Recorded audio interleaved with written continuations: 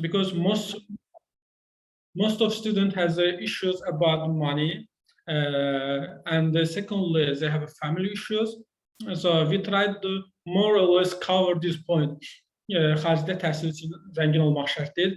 Especially in this event also, I asked Elchin to let's call the event like that, but he told me that it is in English. That's why I couldn't know that how to translate it and to show the same meaning to the students. That's why we call this let's say panel studying abroad challenges. But I will also mention about the challenges about the money issues, especially some students wanna get scholarship, but they don't really have a financial, let's say, support. And plus, I will talk about the challenge. So I'm going to mix both of them, and then you can ask your questions about this challenge. So also at the end of meeting, I will give you I will share with you the link where I share mostly updates about studying abroad challenges, mostly on Facebook. Me and my colleagues Iskandar, we mainly mention all the scholarship on this group. First, I want to talk about let's say challenge of studying abroad. But before that, I want to ask that how many students, like you can write in the chat. So I want to ask that where do you want to study mostly, like in Europe, in USA, overseas countries like USA, Canada, South Korea, Japan, or in Europe, like UK, Italy, Belgium, maybe. So you can write them, then I can focus more or less this kind of countries. So I see in the chat, some of them mentioned Norway, Scandinavian countries. So this is nice for me because I have studied in both the Scandinavian countries, Norway and Finland. So let me start with Norway and Finland, like mostly Europe, then move to overseas country. So especially about studying in Norway and Finland, I will like to mention that the most like you will have the best experience, student experience, and in this country, but you will have a fear about money first, because when you think about this kind of country and when you Google the price and compare with the other country, you will see that Norway and Finland are one of the most let's say expensive countries. For example, you know the price of McDonald's hamburger. I always, when I go to different countries, I always buy McDonald's hamburger because I like the McDonald's hamburger or Big Mac menu, and I always compare. And I've been so far 25 countries. The most expensive hamburger and the Big Mac menu was in the Norway. So the most expensive, let's say, restaurants, the most expensive facilities I've found in this country. But if we compare student opportunities in this country, you can find more opportunities than other countries. For example, when I studied in Italy, in University of Bologna,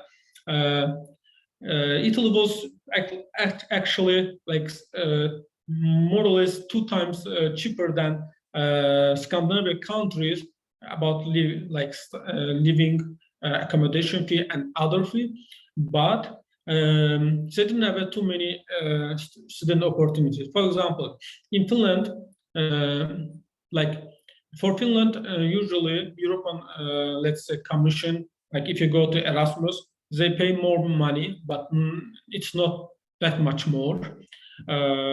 But you can find more student opportunities. Like if you have a student ID card, then you go to too many accommodation, too many places, they give you priority, like discounts, student membership, this kind of things. I will mention about one thing. For example, in Finland, I used to go to eat always in university canteens, because in university canteens they have the very nice canteen, let's say, tradition for students, only for students. This student ID card, I used to pay only €2.50 for getting like big lunch, big lunch menu, include vegetables, bread, like 3 or 4 kind of main meal, like drinks, everything. Normally, I have never been able to finish this kind of meal in Finland. So I want to say that in this kind of like experience that this kind of countries are more expensive country, but they have more student opportunities. So you can stabilize somehow this expense, this kind of opportunities. So, but as far as I know, 90% of people want to study in abroad with scholarship. The best thing about Norway, study in Norway is always free. I'm sorry, Kanan Bey. Yes. Here one participant want to ask a question. Okay, when I finished my like this, let's say this part, everyone can ask a question because I'm about to finish this part. Okay, sorry. When I already forgot what I say. Okay, I was talking about Norway. About studying Norway, it's free to study in Norway, but in order to be able to get visa in Norway, you need to have a let's say high, let's say financial evidence, financial proof, and I asked them when I studied there that I asked them if I want to let's say study in Norway with my own money, how can I be able to do these things, because it's free. And they told me that first of all you apply to university, then when you get the acceptance, then you apply for visa. If you don't get the scholarship, you need to have financial evidence, and the financial evidence in Norway is very high, and you need to have like 20,000 euro in your bank account. That's why if you don't get scholarship, you need to have also good financial evidence in order to study in Norway. So Farma Mikhailzade want to ask a question. Or, yes, you can ask a question. It will be better to make it more integrated. Like you can ask your all question, but when I finish my, let's say, descriptions, you can ask everything, whatever you want, because at the end we'll have a Q&A. Okay, Channel, if you want, you can end up, and I'll ask don't worry about that. Excuse me? I say that okay, Channel, don't worry about that. I mean, I said after you're finishing your presentation. You can ask. Speech. I already finished this part. No, okay. So my question is about this Erasmus program. It's how can I say it? So I'm studying right now in Turkey, in the Tampere University. So it's if I'm not mistaken, yeah, I already accepted from Erasmus program. So that's why it's from September. If I'm not mistaken, I'll go to Germany. So how can I say it's 600 euro is enough for Germany Germany cities. I mean, for example, such as a Kiel or it's a Frankfurt or something like that. Excuse me. When are you going to go Germany? Like which month? From September, if I'm not mistaken. Okay, which city? Kiel, if I'm not mistaken, Kiel, yeah. Like I don't know where. It's closing to Frankfurt. It's closing to Frankfurt. Okay. Okay. So your question is about what? My question is about I mean, Erasmus exchange program. Yeah, about money. It's how can I say?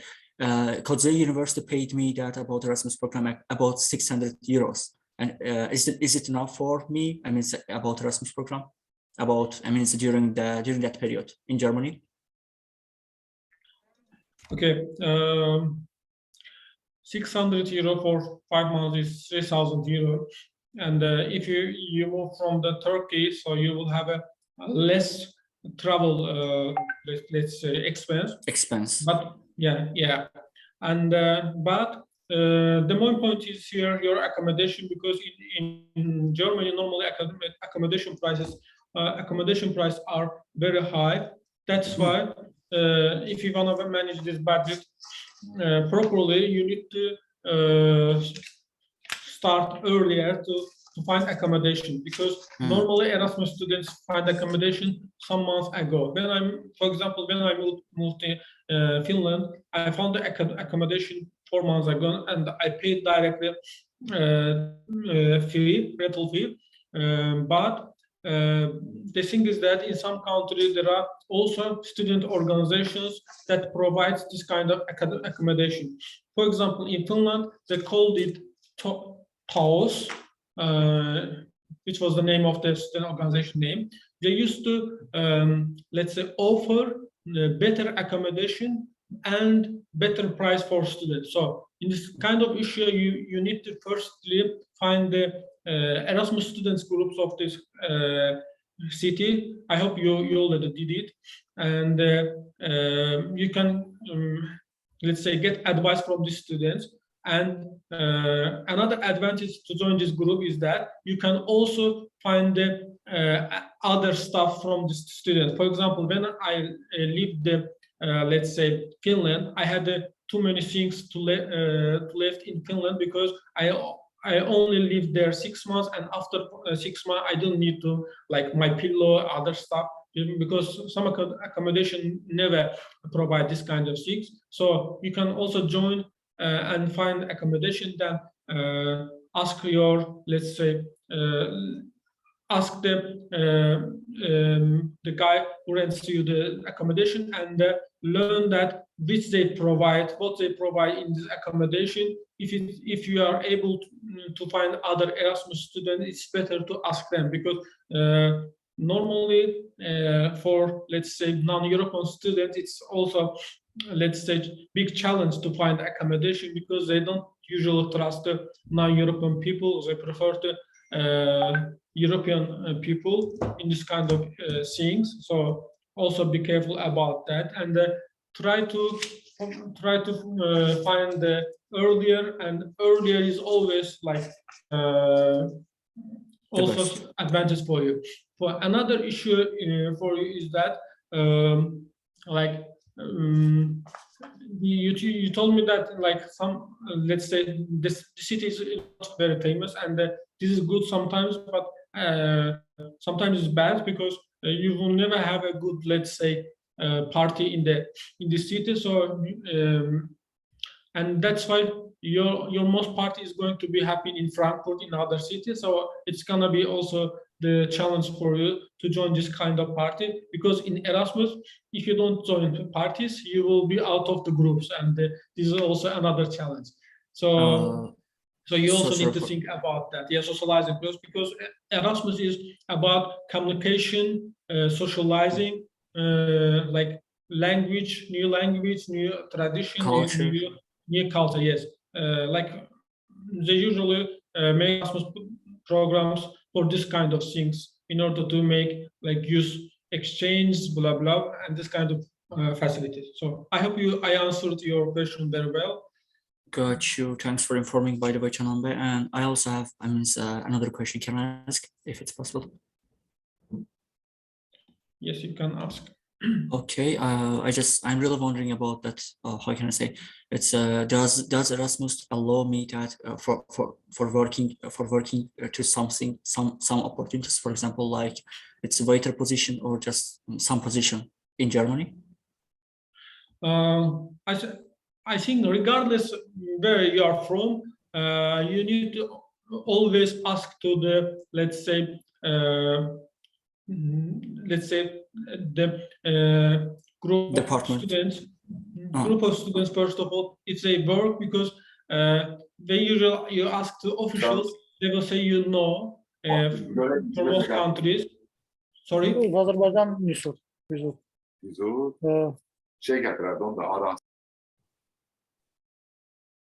Okay, we can continue if I'm not mistaken.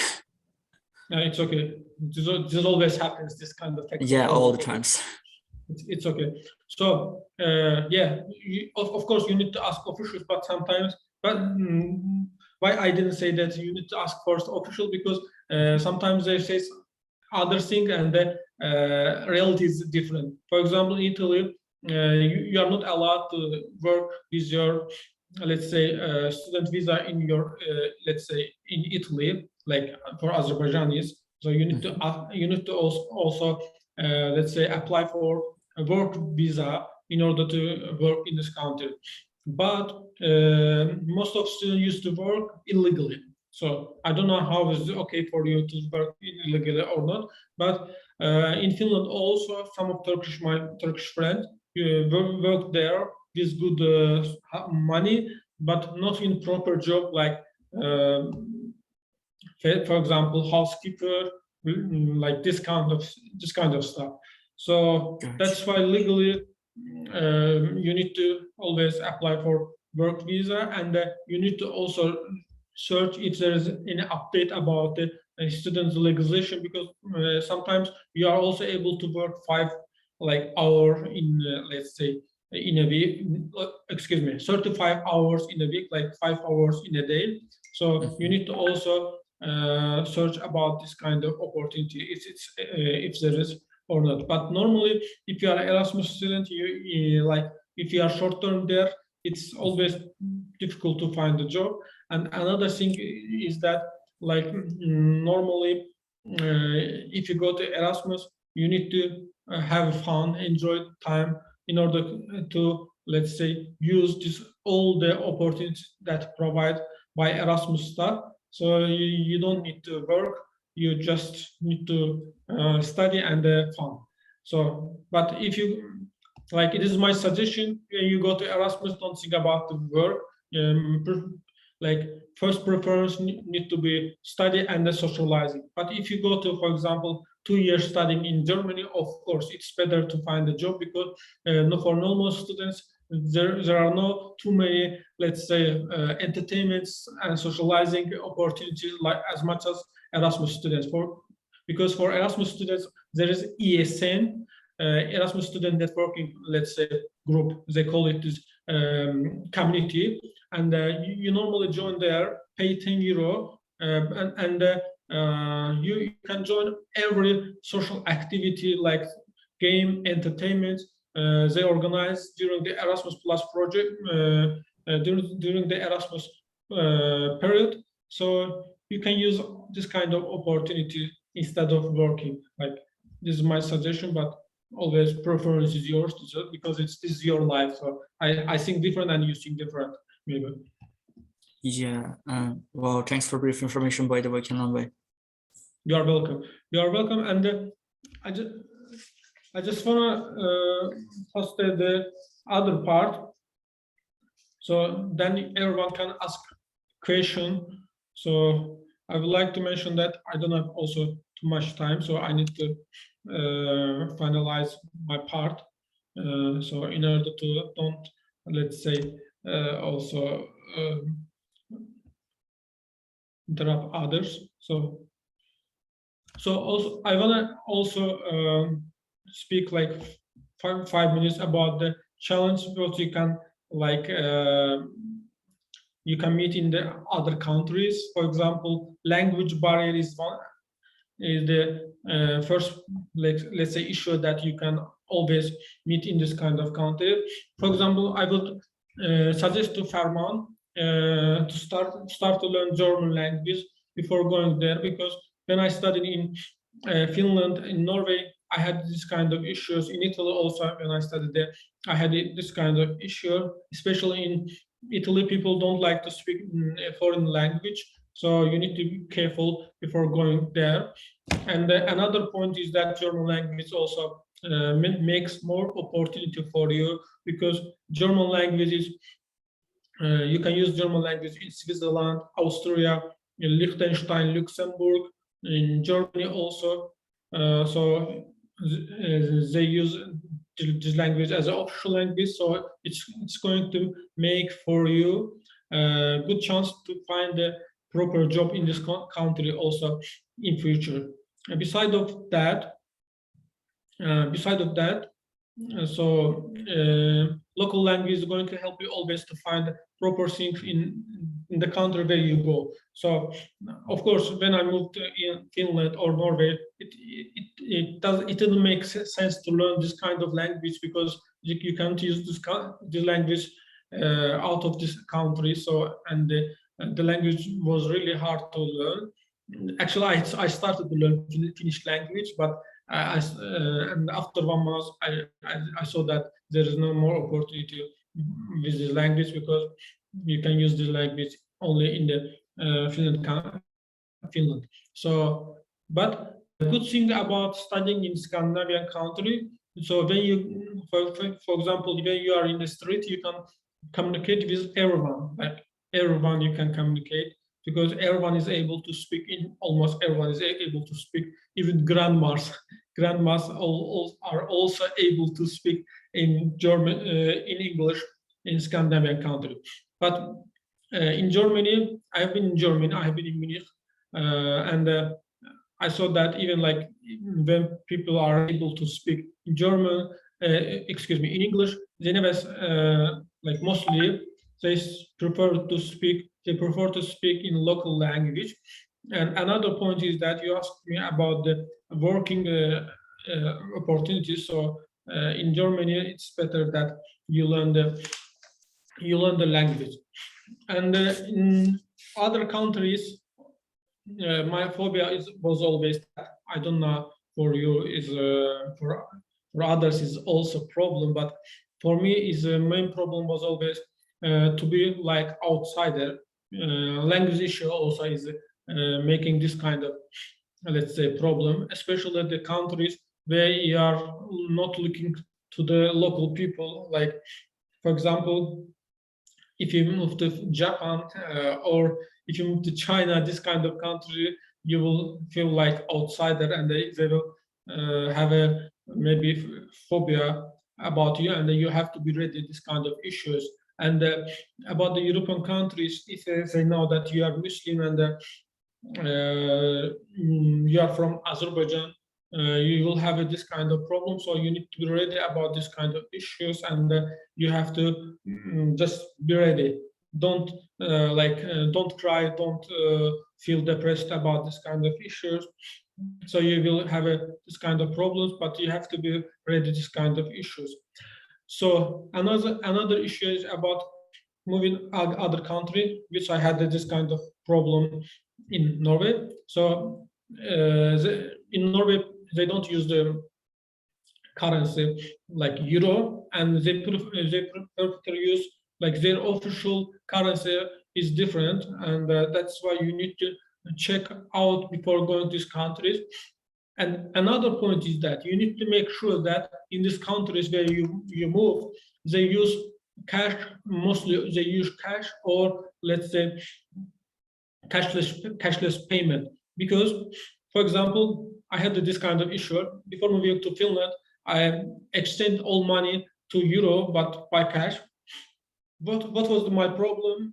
My problem was that in Finland they usually prefer to cashless payments. So I had a problem always to buy something because some of the stores are not allowed to even accept the cash payment, or if they accept this, they used to ask me that like difference price. Or for example, you pay for, let's say, one thing 10 euro if you pay by cash, but if you pay cashless, it's always cheaper. So because the main reason is that in some European countries they apply the new payment system in order to let's say in order to prevent global warming issues. So you need to be careful about the countries.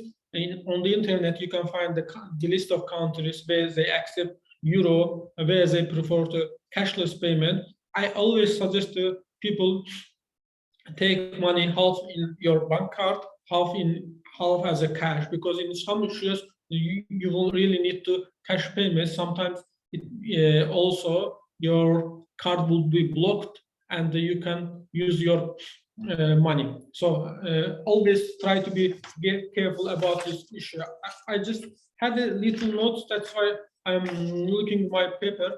So overcoming language barrier, we talked about this issue. Getting used to local currency, also another issue. And yes, yes, there are too many points. I just take it as note, but I will mention some of them. So last one is the cultural misunderstanding. So you will always have a problem with culture.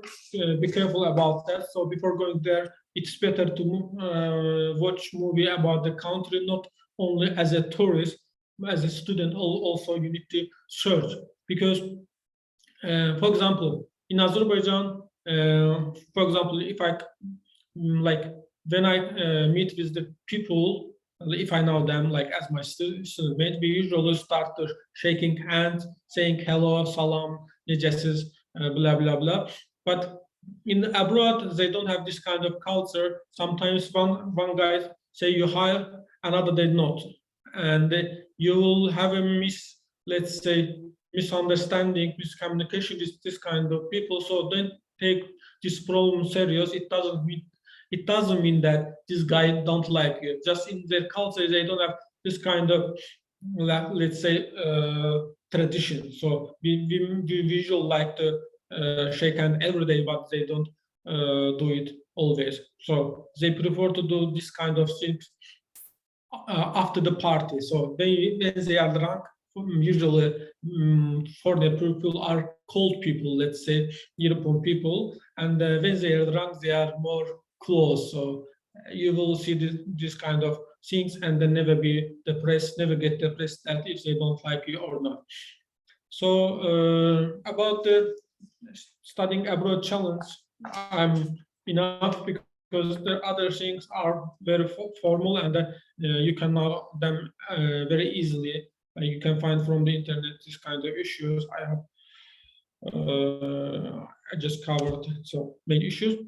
So I don't have anything additional to say, but you can ask your question on chat, or you can ask directly. If you have a language issues, so I can answer some of your questions even in Azerbaijan language. There's no problem for others. So because English is not our, let's say, origin. It's not our origin language. Like it's, let's say, just for communication. So if you are not able to communicate in English, you can change always language. This is my suggestion.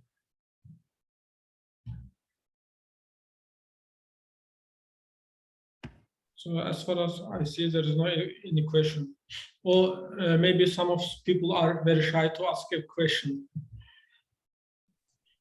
Yeah, most probably, I think so. Guys, don't hesitate if you have any question. If you are shy, you can just write your question on the chat, because I'm also going to read it. Elgin Askarov, what about Turkey University XP Istanbul Tech, especially, or exception maybe? İstisna olarak belki. Okay. If you would ask me myself that, would you like to study in Turkey? I will think about double, but as far as I see, most of Azerbaijanis, some of Azerbaijani students, especially males, prefer to go Turkey because some of family don't want to allow to go Europe to students. And before we starting the let's say this panel, I mentioned about the family issue, always following the people after the money issue. So that's why I understand more people that they want to go to Turkey. And the first issue also, money, is always repeating. That's why Turkey is good option about the let's say about the money issues. And you can, especially right now, TL's currency is very suitable for us, so you can go to Turkey to study instead of studying Azerbaijan, because in Azerbaijan right now, in most university, studying master, it doesn't make sense. You are just getting sheet of diploma, and you don't really learn anything. I don't know if anyone used it properly, but this is my suggestion. Instead of studying in Azerbaijan, yes, you can study in Turkey. But if you compare with Europe, I would also prefer to Europe. But if I had a chance to study also only in Turkey, I would prefer to study in Sabancı University and Boğaziçi University. Yes, these universities are very expensive to study because Sabancı is also is business school, and Boğaziçi is also like private school, and other let's say university. But if you apply this university and get scholarship, Sabancı is sometimes better than Bologna University in some issues. Believe me, like because they spend too much money to they spend too much money to make good infrastructure in Sabancı. So I saw these universities opportunities, and it is really good business school. But as far as I know, in order to study Sabancı University, you need to pay, if you are able to pay, you need to pay around 15 or 20,000 euro, like around this, not euro, dollar, 15 or 20,000 dollar, like around this. I don't remember like exact amount of money, so it's very expensive, but it's yearly payment. So, but about the government university, I don't know what to say. But first of all, you don't need to search a university in Istanbul, especially. You need to search university ranking. If university rank is good, and your diploma when you move back to Azerbaijan is like accepted by Minister of Education, you can go to Turkey. But if like the Minister of Education doesn't accept this diploma, if the university ranking is not very high, you can study wherever you want. Like it doesn't make sense studying in Çanakkale or Kırıkkale. I think for me it doesn't make sense. Like you can compare other stuff. So my first suggestion is always apply to the Sabancı, Boğaziçi, this kind of university, then think about the other university. But if you want to pay yourself, also you can search about the let's say their tuition fee also. So you can create your Excel file, add the university name, so price, quality of education, university ranking. So you will see visually that what you want, what really you want. Because I don't know if you have money issues, or you have issues about the partying. For example, in other cities of Turkey, there is not too many party, and the student life is not only about the education. So when you move there, you will need to this kind of thing. So there are other questions. For petroleum engineering, especially for petroleum engineering, I don't know if you need to study in Turkey. So you can choose other country. It's better. So which country do you recommend for oil and gas engineering education? Also, other people asked me. And the other question is, which country is relatively cheap to live in while getting decent quality of education, in case there is no fully funded scholarship provided? This is a nice question, actually. Tohid Askarov asked me. So I think Poland is, that's why too many Azerbaijani people move there. Poland is always better option. Poland, I always say Poland. Turkey is also an option, but Poland is better option because Poland is a European country, and you are able to go to other European countries. And in Poland, there are too many big companies like Amazon, P&G, and other big chains. So they have a headquarters there. That's why it's better to apply Poland. So also about the Poland visa issues, there are not too many visa issues. So if you get accepted from the university, the next time you can easily get your visa. So why let's say mostly I suggest you to move Poland, because in Poland most of my students really easily find a job. So by the way, I mentioned about students, I mentioned about the Facebook group. So I will share in the chat Facebook group where you can find the updated news about the scholarship opportunities. This group created by me and my colleagues, but everyone can post there. So ask their question. Sometimes I myself also answer the questions. Sometimes other people answer the question, and there are more than 6,000 people there. And in 1 year, it's a very active group. And I suggest to everyone join this group in order to make more discussion about studying abroad and asking question after this, let's say, after this webinar. Beside of Poland, other option is Italy. But about Italy, the last 2 years, because of COVID, I asked the visa guy, because of COVID, they made a barrier with them. They created visa issues, some issues, additional issues to prevent too many people to come Italy, and that's why too many people is rejected by Italian consul. So be careful about Italy.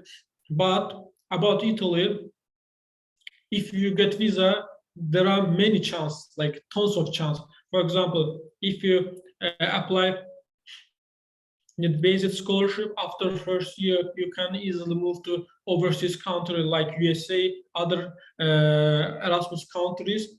You can get not double, even like more scholarship at the same time. So that's why Italy is always good option. And there is also Italian foreigner affairs scholarship. I think, as far as I remember, 4 people yearly they accept. Also, invest your talent scholarship. There is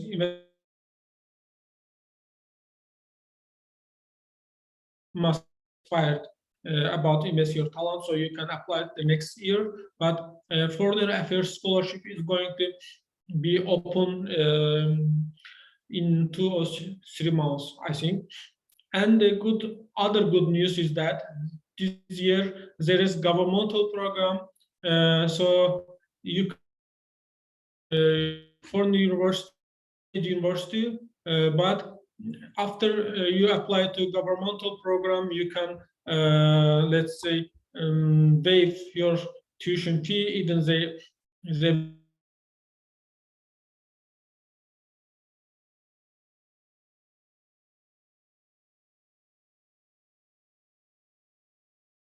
also to consider Italy, especially University of Bologna, because University of Bologna has like tons of opportunities, tons of contract with too many universities. So always consider Italy as a like as your among your variants.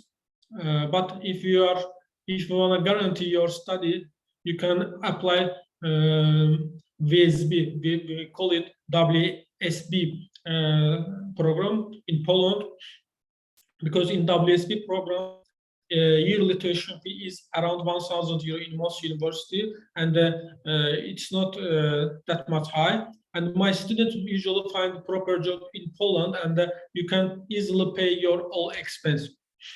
So Fidan Ibrahimov asked question: what kind of tips can you give for preparing to Erasmus?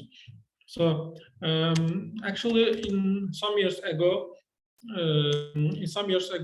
I used to make videos on my YouTube channel about the studying abroad opportunities. So I will share with you one of them. So after the panel, you can also watch this this video.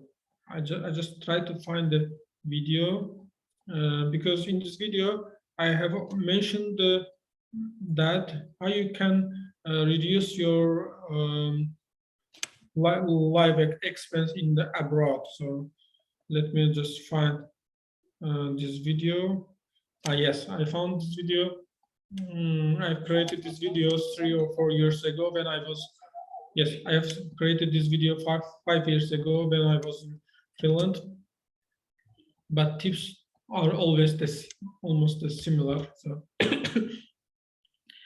and another tips I mentioned when I don't remember the name of, yes, Ferman asked me about the Erasmus opportunities in Germany. So I mentioned that always try to be careful about the accommodation, because accommodation is your part of your expense, yes, but this is the biggest part of your expense. So try to be careful about finding accommodation. If you make a mistake about accommodation, you will have a more, let's say, expense. That's why you need to be careful. For example, in Italy, usually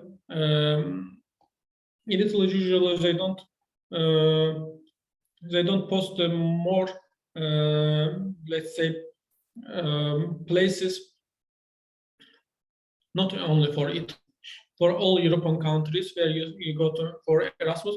They don't usually post more places because they're always full after the Erasmus finishing. So that's why you need to be careful about that.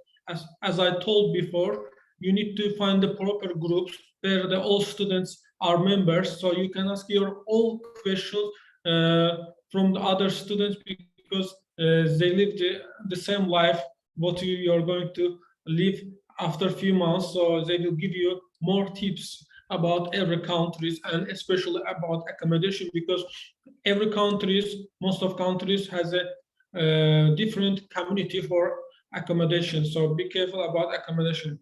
And my best tips about moving the other countries, you need to always download the map of the city where you move. Offline maps is always going to be your advantage. Before moving there, learn that about the, let's say, their transport.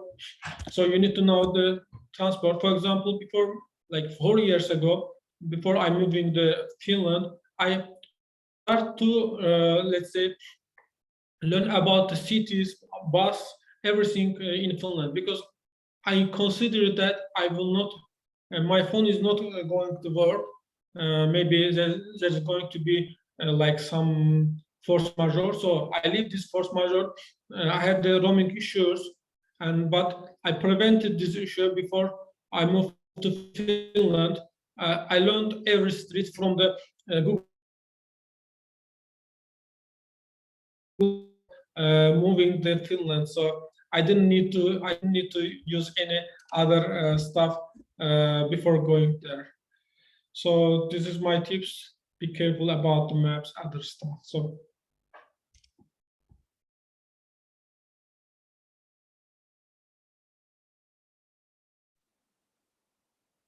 hey, can you hear me? yeah, I hear. Who's talking? Thank you for your speech, Sanan. Okay. I want to ask one thing. Let's say next year is my last year of bachelor and I wish to apply for master. What is the best time for starting this process? This is a very nice question, because sometimes people have a great background. They come to me, Kanan, I have a 7 IELTS or highest GPA, highest background, blah blah blah. Can you help me? So I told them that always be careful about the timing, because if you ask me like 1 month before to let's say, application, it's let's say, possible, but you every day you are starting to lose your possibility. That's why, first of all, you need to search what you need to provide to admission committee. For example, IELTS or TOEFL. So if you are going to apply the next year, you need to start your preparation right now, like in summer maybe, in order to get higher IELTS result. Because mostly when students start to this kind of things late, they confuse everything, the documentation process, their lessons. So everything IELTS lessons and blah blah, and at the end of days they get less point, and it also influenced their final results. So for me, you need to have a roadmap. So starting with language. So if you get like 7 points IELTS after the 3 months, you start to also search that if you need the SAT, GMAT, GRE, because this kind of things are also advantage for you. So I suggest you that after the IELTS or TOEFL, also think about these things. So they are not, let's say, main requirements, but there are also always big advantage. So you need to think about that. Then my other suggestion is that start the applications from start to let's say search application from the November, because from the November you will know the timeline of every university. So you will have a time to translate your documents which you need, let's say scanning, blah blah blah. So that's why better time is starting from November. But after January, every day is going to your against. So that's why you need to be careful about that. So my other suggestion is that if you apply to too many universities, ask to consultants.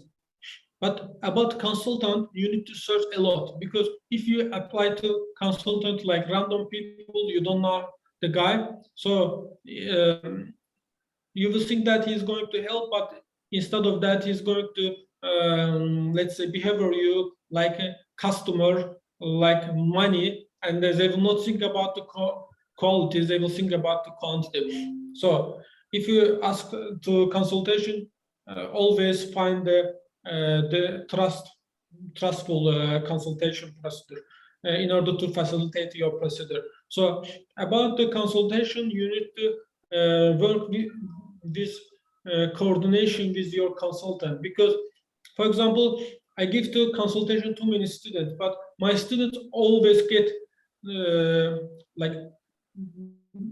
my students get always higher result when they are coordinated with me, because sometimes I ask my students, send me this good document, send me this.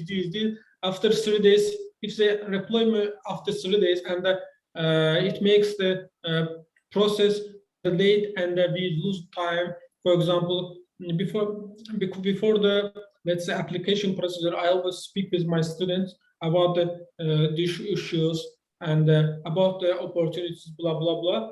But I always get higher results with my students who are always coordinating with me, who asks me a lot of questions, who are more involved in the procedure. They are always getting higher results. So, but if you are applying yourself, it is very big challenge, because you will always need to ask questions. Even you have every information, but you always need to someone to ask. That's why before applying yourself, like if you are making decision that you will apply yourself, you need to find the proper people to ask your question every time, because sometimes you will have like application procedure is like a big challenge.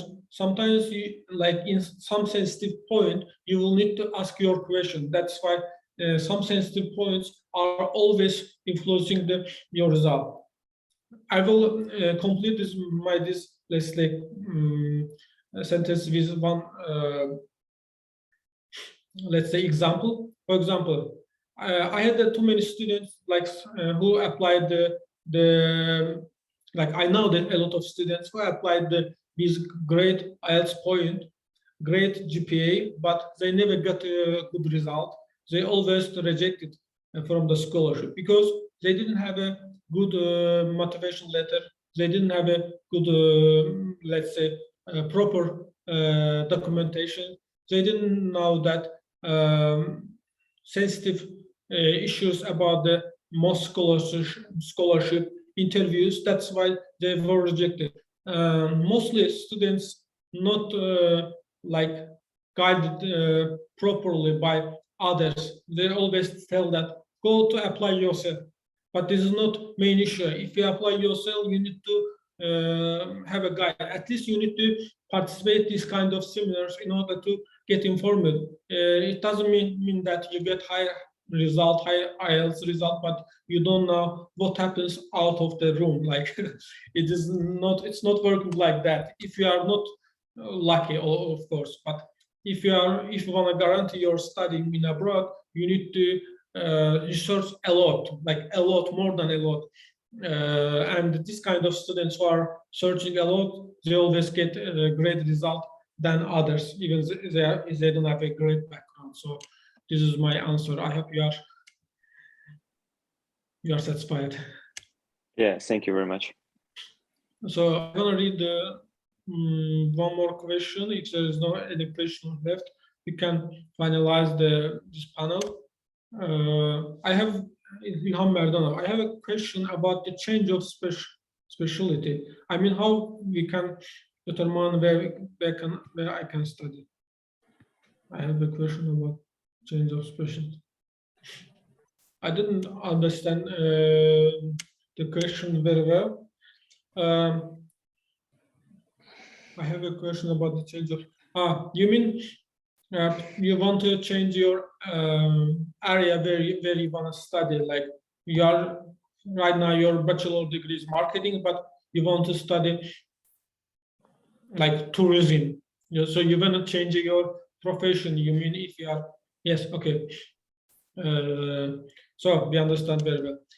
So this is also most common question from the students because in Azerbaijan, usually when we apply to university, we always ask the mother, father, uncles that where we can apply. They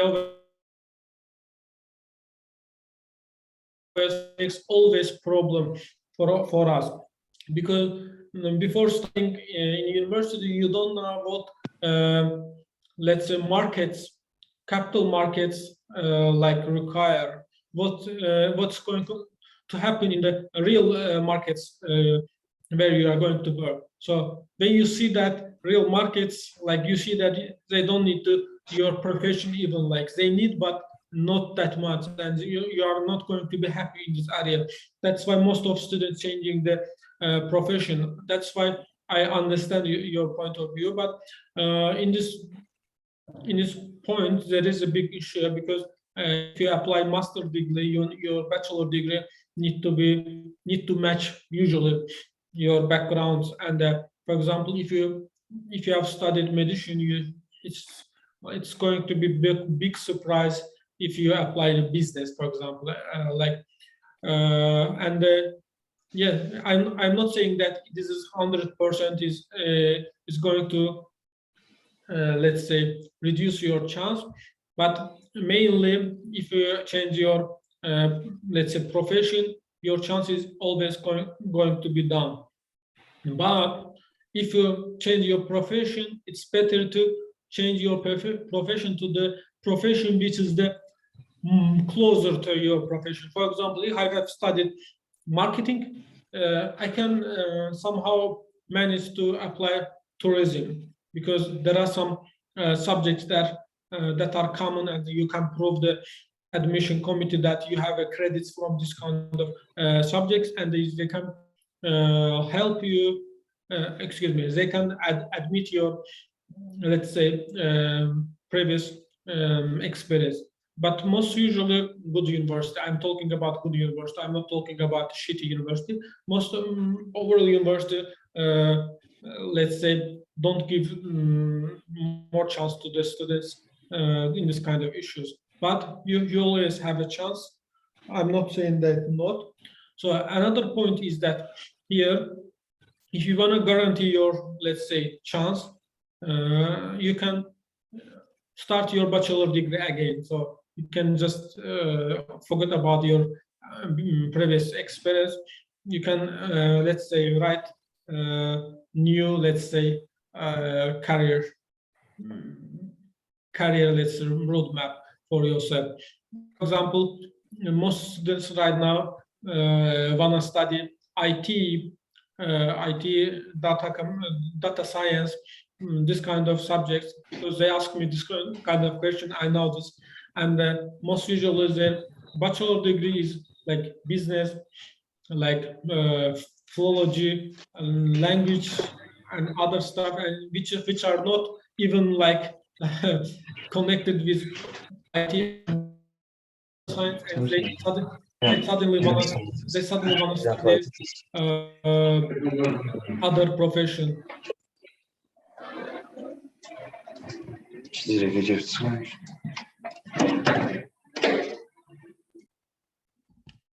So I hope I have answered your question.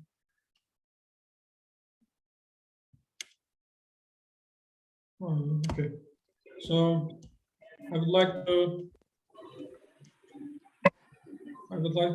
complete this panel because I have a meeting to go. If Elçin and the other İlham Merdanov, if you are not. Sure, if there is no question, we can finish this webinar. Thank you very much. Şeye girdim şeyin attığı linke. It's okay, always this kind of technical problem happen to us.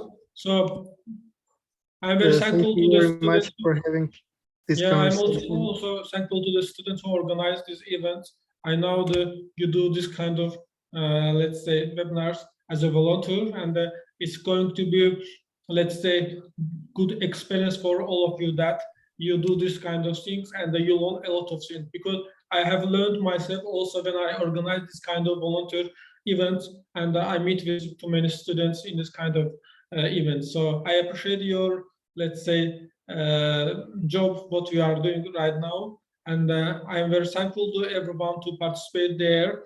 I hope you have satisfied with my answer. I'm right now very tired because I have finished my job, and after the job I have started to talk with my students, and now I have participated in this panel. I have tried to do my best. Not I hope I have survived. I have answered your question. So thank you everyone to join there, and I hope Elçin recorded this panel, and he will going to share. And the last thing I want to remind you, all of you, that I have shared in this chat the group where we share everything about this studying abroad opportunities. So after this panel, you can also join there, because as now too many people are shy to ask questions virtually here, but you can find more answers there. So thanks again, and goodbye. Thank you, Kanan Bey. We are pleased to have you.